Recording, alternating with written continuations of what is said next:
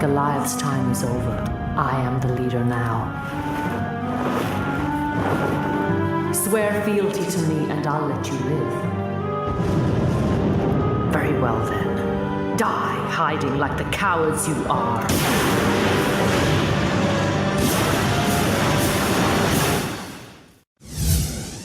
Hey everyone, Andrew here. Welcome back to another episode of the Demona Chronicles. Thanks for tuning in for the second one. I decided to record this because I'm changing directions of the podcast a little bit. I think you're going to like it, but I at least wanted to explain to you guys kind of what was going on. So my original intent for this podcast was just for me and a few super Gargoyles fans to kind of geek out, talk about our favorite episodes, analyze things. I definitely was like trying to do like a pub quiz type episode where I just find two Gargoyles fans and like give a prize to whichever one can answer the geekiest questions the best. But literally last week I was on the phone to a friend of mine who's a producer out in LA, and she's actually read my Demona prequel script. I was telling her about the podcast and she was like, yeah, nobody wants to hear that. And, you know, she burst my bubble a little bit. But, you know, she's smart. She's successful. I get her point. Her point was there are a lot of super fans out there who can critique other people's hard work. There aren't a lot of super fans who have kind of, even in the most basic sense, have trained themselves in story and writing. And she was like, you can do that. That's what people want to listen to. So go do that. So it kind of reminds me of that scene in The Devil Wears Prada where they're all having a meeting on what the next issue is going to be about, and Meryl Streep is listening and basically telling everyone off for having bad ideas. Well, they're showing a lot of florals right now, so I was thinking I could Florals? For spring. Groundbreaking. Kind of after talking to my friend who is a producer, I just got clear on, okay, we're just going to do the fan fiction right now. Like, I'm just going to adapt the script I wrote into, you know, like a spoken podcast, something along the lines of Audible. Obviously, I'm working with zero budget, but I went out, I found a couple of actors, and I'm readapting it into kind of a spoken word. I'm going to try to add some sound effects, maybe some music if I can afford it. Don't hold me to that. But I just wanted you guys to know kind of the fan fiction is kind of coming. Episode 1 is totally written. It'll be between 15 and 20 minutes. Episode 2 is about 90% of the way there. Again, that'll be between 15 and 20 minutes. I'm kind of envisioning having 6 to 8 episodes in total. And again, because I'm jumping straight into the fan fiction, it might take a little bit longer. So that's why I kind of wanted to inform you guys. So obviously, I'm paying the actors. I have no budget, so I certainly can't pay them what they're worth. You know the answer to that, Owen. Pay a man enough, and he'll walk barefoot into hell. The other thing is I've had some interesting leads, and I want to give everyone a chance to apply. Obviously, I'm working with such a limited budget. You can't afford to pay actors what they're worth. So a lot of voice actors have very graciously are seriously considering working with me. And the flip side of that is I got to, you know, work to their schedules, not the other way around. So that might take a little while, but I wanted to promise you guys it's definitely coming. I am occasionally going to do geeky podcasts, whether you like it or not. It's my show. I'm going to do that. So I'll probably be throwing in those kind of in between the episodes, maybe. So you don't have to listen to it that week if you don't want to. But kind of, I just wanted to let you guys know, kind of changing tact a little bit, changing directions. So one of the things that I've really enjoyed that I wasn't expecting about having my own Gargoyles podcast was it allows me to interact with other Gargoyles fans. And a friend of mine, well, I guess just someone we've been following each other on social media for a while, he's also a super fan. He listened to the first episode of the Demona Chronicles, and he said, yeah, man, you know, I listened to it. I agree with all your points, but I still really want to see Goliath. And I was like, right. You know, like that's my hand slapping against my forehead. Kind of reminds me of that moment from A Christmas Story where the little boy goes, oh, fudge. And of course he doesn't actually say the word fudge. But the reason I kind of reacted to that was, you know, I get that fans just really love Goliath. In part, quite rightly. First of all, again, if you didn't catch it last time, like from Gargoyles history, Did the Disney CEO, Michael Eisner, only created the show after Greg Weisman and others created the Goliath character, which gave it a bit more of an edge, and then they added Elisa, so there was a Beauty and the Beast dynamic. So I get like, Goliath is awesome, and I love Goliath, and I don't want you guys thinking that I didn't just love him as a kid. I had the action figure. I thought he was amazing. As a writer, I fear he's a little too noble, as I kind of said before in the last episode. Goliath, in a lot of ways, reminds me of Optimus Prime from Transformers, right? He's always noble. He always does the right thing. He's never morally compromised. And that's just harder to write.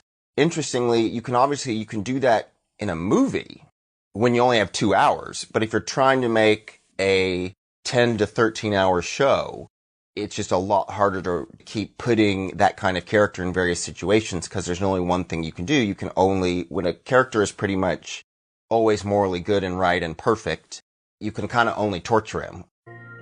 Prime, you can't die! Do not grieve.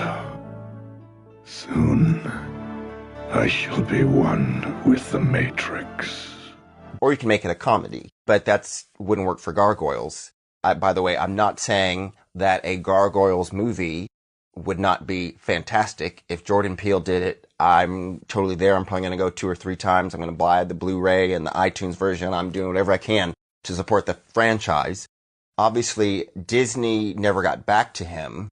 If I had to guess, I'd be guessing they're thinking, we've invested so much in acquiring Marvel and now acquiring the Fox and obviously the X-Men as part of Fox. They don't want to shift the machinery in the different direction because it's not just movies. You know, they do studies where audiences are only going to see X number of movies a year, and if they do a Gargoyles movie, they're not going to do a Star Wars or Marvel movie. You got the marketing department has a limited budget and they want to gear towards a certain franchise for their synergy. The consumer products, they want to make toys. You know, there's only so much space in the Disney store. So I can kind of see some business reasons. By the way, can you guys tell I have a finance background? So I can kind of see some business reasons as to why Disney might not jump on that bandwagon.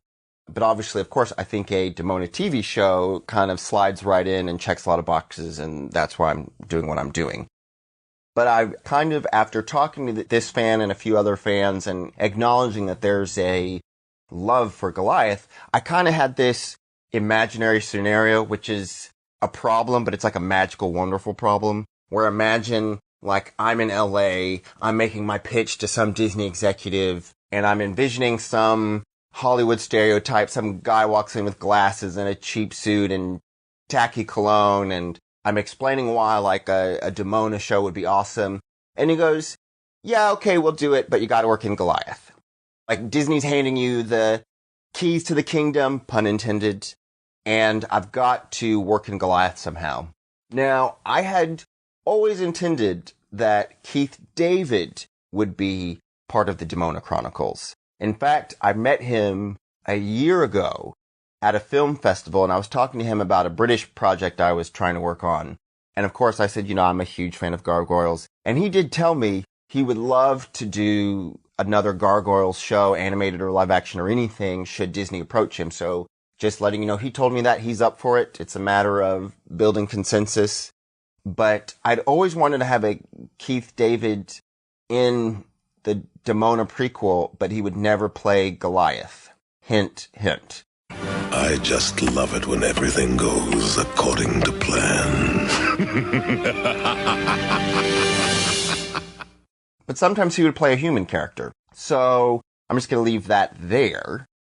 But I recognize that I've droned on and on, rambled way too much, more so than I normally otherwise would. It was just, I was so excited with the creative process. Just kind of examining Demona and history and all that kind of stuff was really inspiring to me, and it was really getting me on fire for writing, and I'm trying to learn, I'm trying to hone my craft. You know, again, I know I'm junior, but this just process was really exciting me, and it inspired me to do another episode.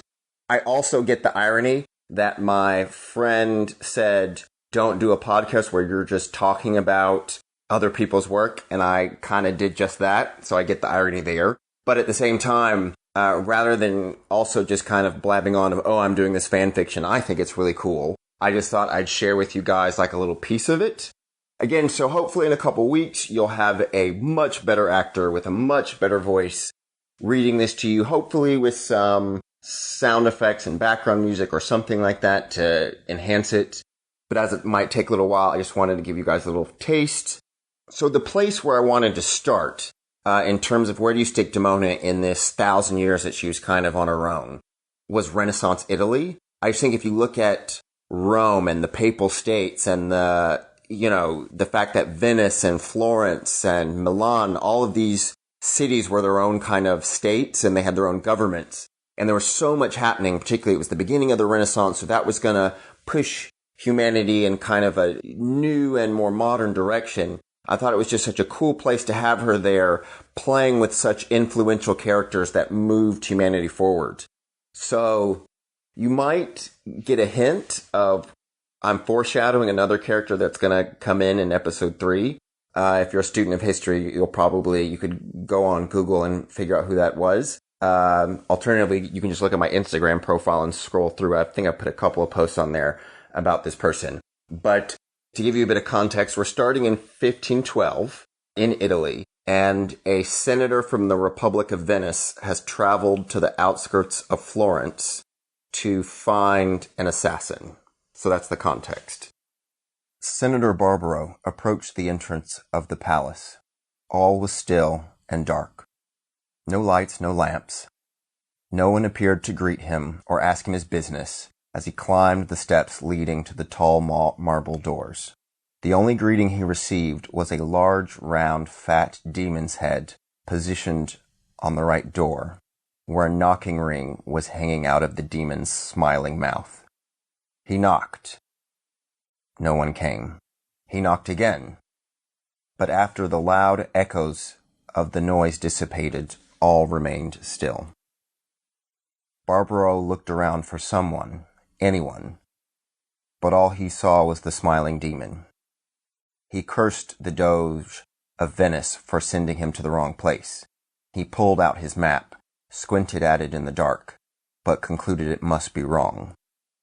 The thought of traveling nearly 2 hours back to Florence made him furious, to say nothing of missing his sword. He now regretted not bringing a phalanx of his personal guards with him. He knew he was vulnerable, if not wolves, then potentially to bandits. The demon's head seemingly taunted him, mocking his dire predicament. "Hello," he yelled.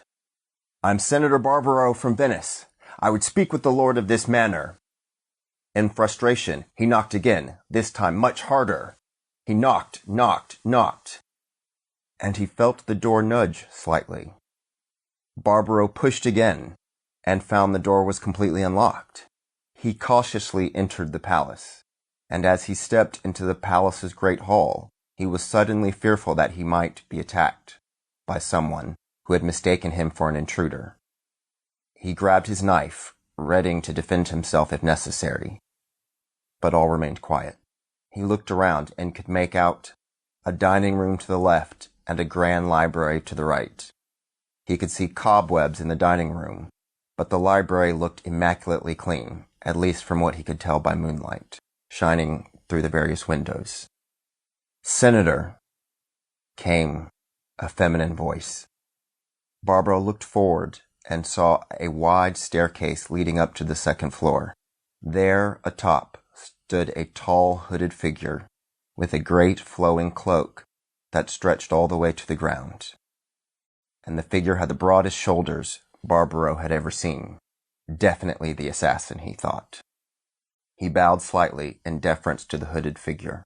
"Signor," he said. But the hooded figure said nothing. The figure remained as still as a statue, making Senator Barbaro nervous. "I brought the payment," he said, as he loosened the bags of gold from around his waist.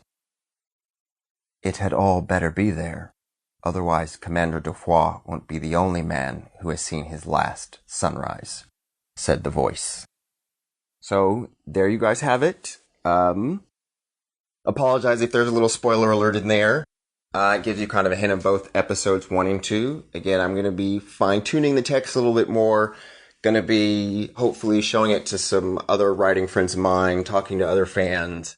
And hopefully by the time we get something produced in a few weeks, it'll be great.